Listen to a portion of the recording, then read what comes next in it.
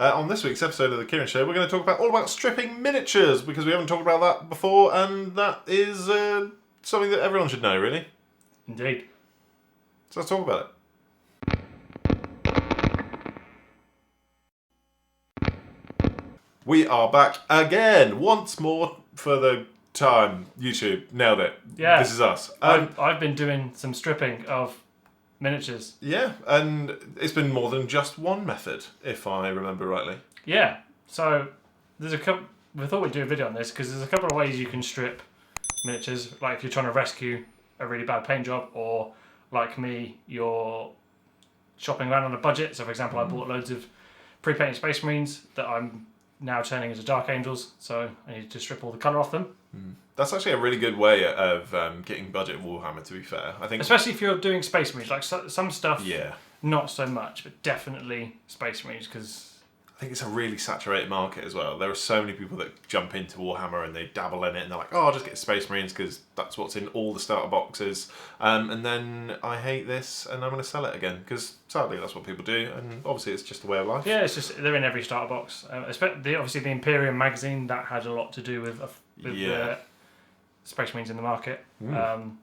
But here we are, talking about stripping them and getting them good again. Yeah, so I'm going to show you a couple of methods. One will be the one you might have heard of, which is chucking them in a big old bucket of BioStrip. BioStrip for life. Which is totally safe for work. Just going to preface that. It does look hilarious. Yeah, BioStrip looks really gnarly. It's like proper like gooey, isn't it? It looks very Warhammer. It does look very Warhammer. It's very grimdark and gribbly. So I've got a pot of BioStrip that I used for... so my first ever miniatures in Warhammer, when I first sort of came back 3 years ago, I painted some Imperial fists for the Kits in the Indomitus box. Bright yellow, obviously, and now for the last 2.5 years since I bought the tub of BioStrip, it's just been yellow, this tub. It's just yellow. I don't know how... I've gone through like 3 tubs that I've stripped quite a lot of. So I don't tend to strip a lot. I think it's only when I really hate something. Well, to be fair, I've only done it recently because obviously I was able to shop around and save a bit of money on the Dark Angels, and also we have a secret Necron project coming up. Super secret Necron project. That's going to lead into another video, so keep an eye out for that. That's going to be, can you paint an army ready for 10th edition in a day?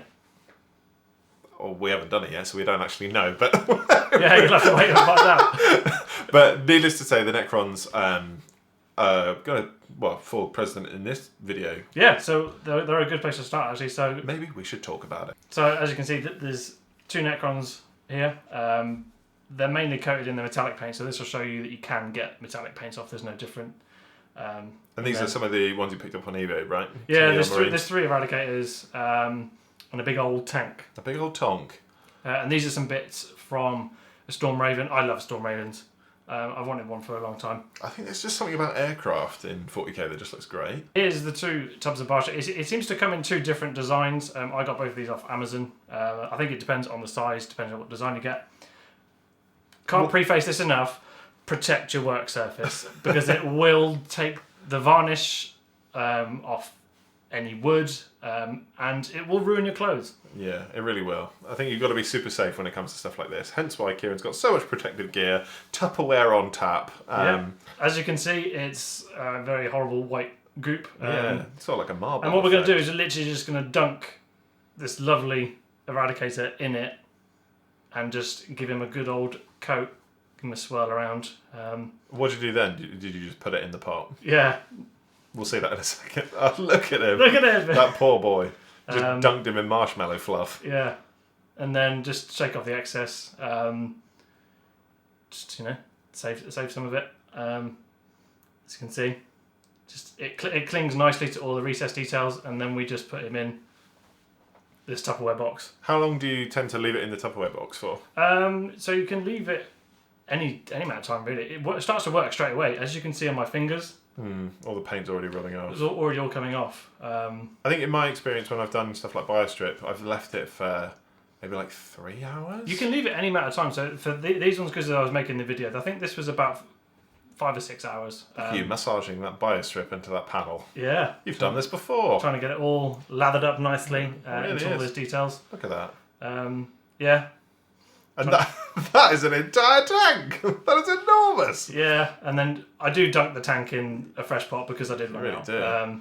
Yeah, just give it a nice smush around. You can see it's already starting to work. Yeah, with some of the paint smearing on. Oh my word. Look at that. Oh, what a hot mess.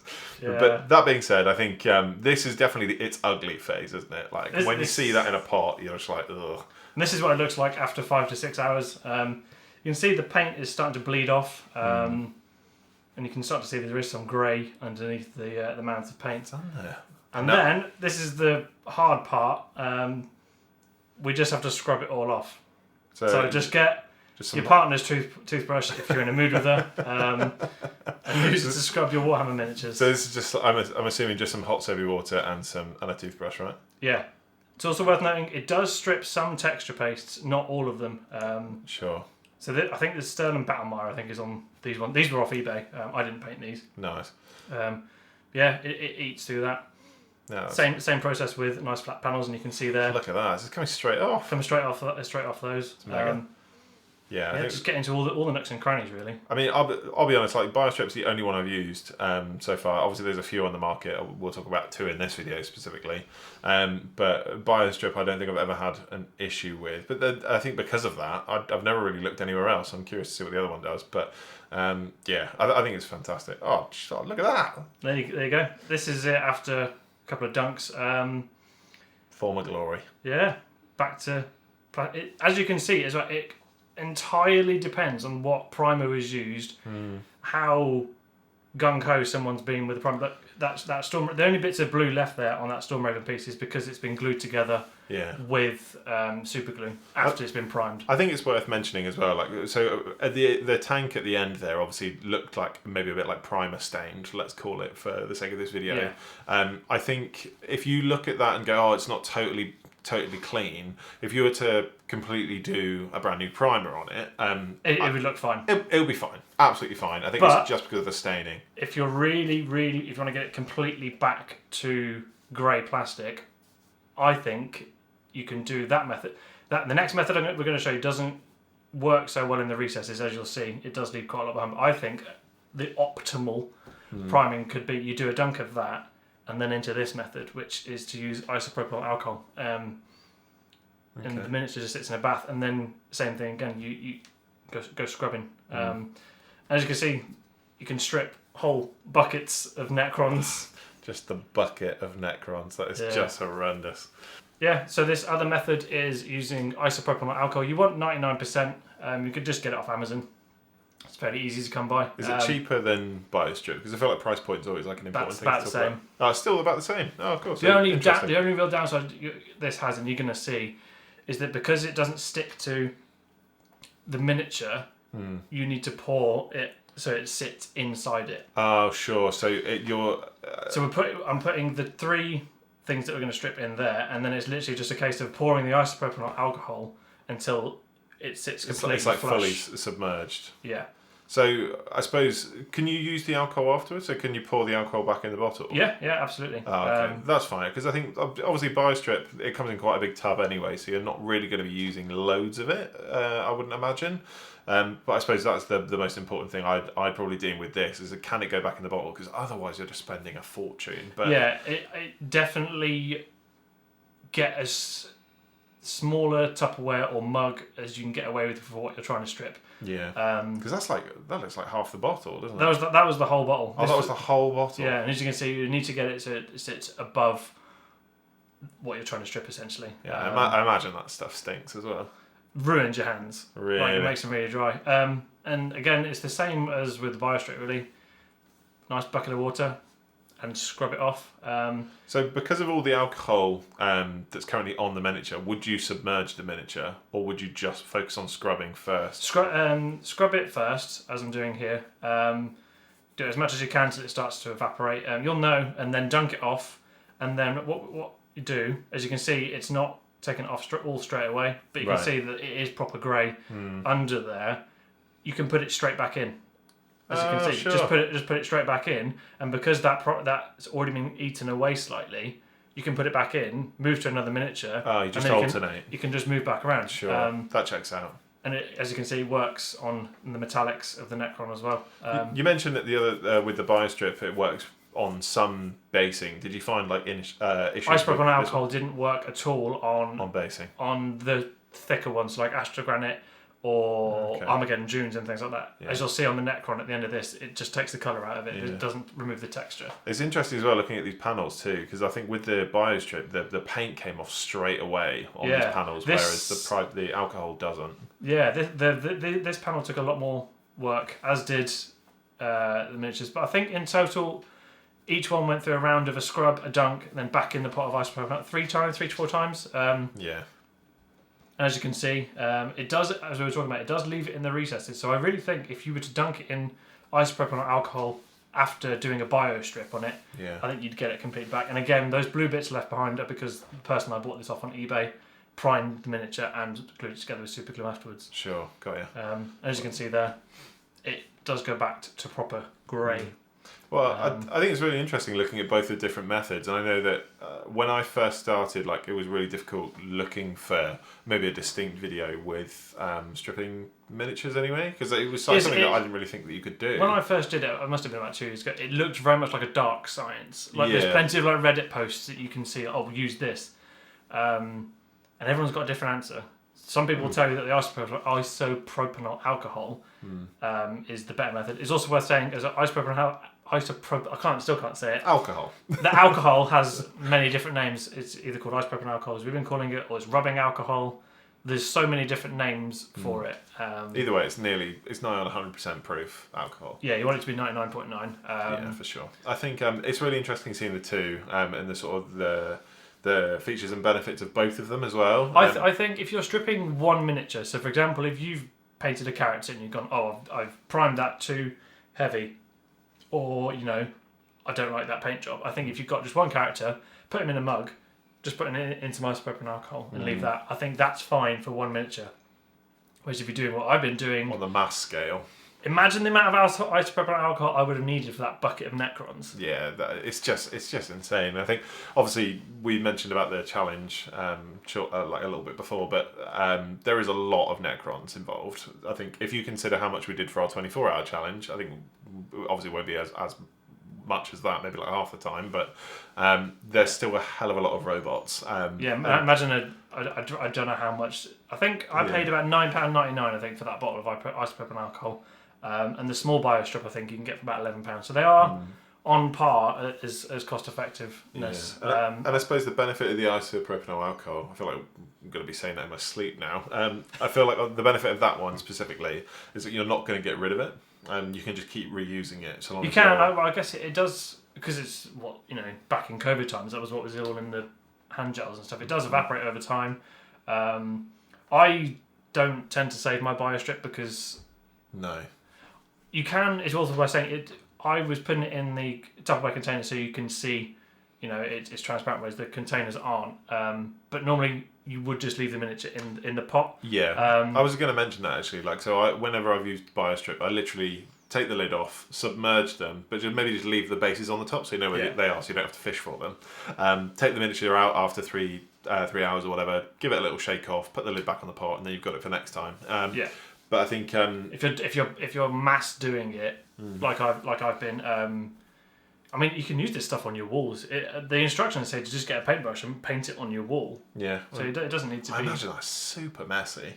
Yeah, like trying to clean it off in my sink is bad enough. Imagine trying to clean off your wall. No. So to be fair, in the past I've done it either over the sink or in the bath as well. The bath's really good. You're just there with your rubber duck, just like. Oh. Well, not whilst I'm in the bath. I mean, run the tap in the bath and then. I'm not in the bath. That'd be horrendous. He's definitely in the bath, stripping Warhammer. Maybe, but yeah, no. I think out of the two, which one is your favourite? Obviously, you mentioned that you do maybe a character for one, and then on a large scale do the biostrip. Out of the two, I think there's less elbow grease required with the biostrip, but then when you're doing it over an army, so for example, when I was doing the Necrons,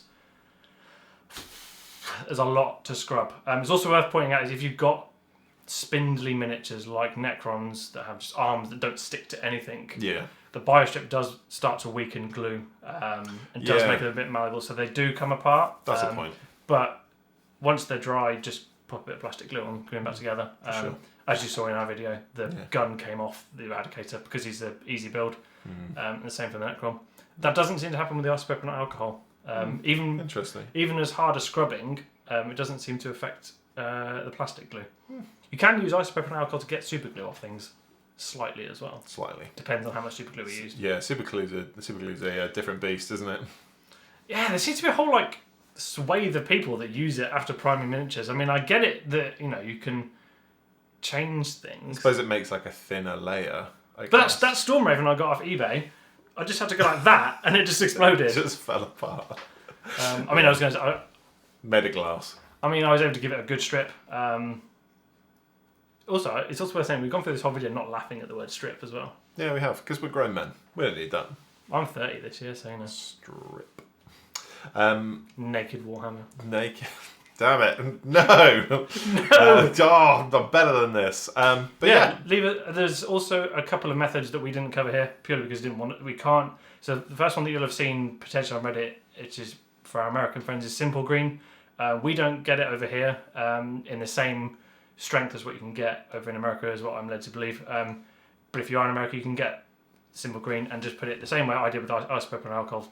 Get a container, just leave the miniature in that. I think it smells quite horrible from what I'm led to believe with Simple Green. Yeah. You can also use ultrasonic cleaners, which I think are typically used for cleaning like jewellery and stuff. You can get them and you can put them in, and it like vibrates the paint away. If you're using that to strip your miniatures, you've got more money than sense. No, like to be fair, they're like 30 quid, so like. Oh really? Oh, I'd take that all back. That's actually quite good. Like I'm sorry. two tubs of biostrip, I think it comes to like about 25 quid or so. I suppose that's true. It depends. I mean, I don't have an ultrasonic cleaner to try. I see that one not recommended as much. I guess it's because you need to go out and buy another piece of electronic equipment. Sure. Yeah, leave us a comment. Which do you think you would use for your miniatures? Or if you have used it before, which is your favourite method? Because I think that's always a fun conversation as well. Yeah, and just on a slightly related note, it's a great way to save money going into 10th edition. For example, like me, I'm doing a whole Dark Angels army. I've saved a bit of money by rescuing other people's miniatures off eBay, stripping them. You'll find it's also a really fun project as well. Like if you get a few one-off miniatures that you find on eBay, like that maybe you don't collect that army, or you've never thought that you might want to paint that before. Like if you can get it for a really cheap deal, which on eBay you absolutely can, it's just like a fun little one-off thing. Like have a bit of a creative flex with it. It's all also a good time. Giant warning banner here. Insert neon. Because do not, and I can't stress this enough, do not use the isopropyl alcohol on Forge World miniatures. What? Because they will just dissolve. Because the resin is softer. Just don't do it. Wow. Yeah. Like, don't go on eBay and go, oh, there's a Primark there. I'm going to dunk this in isopropyl alcohol, and you go, why is my Primark now a puddle of goo? That would be utterly soul shattering. I think you can use Biostrip on normal Forge World miniatures, but maybe just do a bit more research. Just because Forge World is a whole different beast. It really is. Just don't. No alcohol. I don't want to be responsible for someone getting like the lion off eBay and going, this lion's now a frog.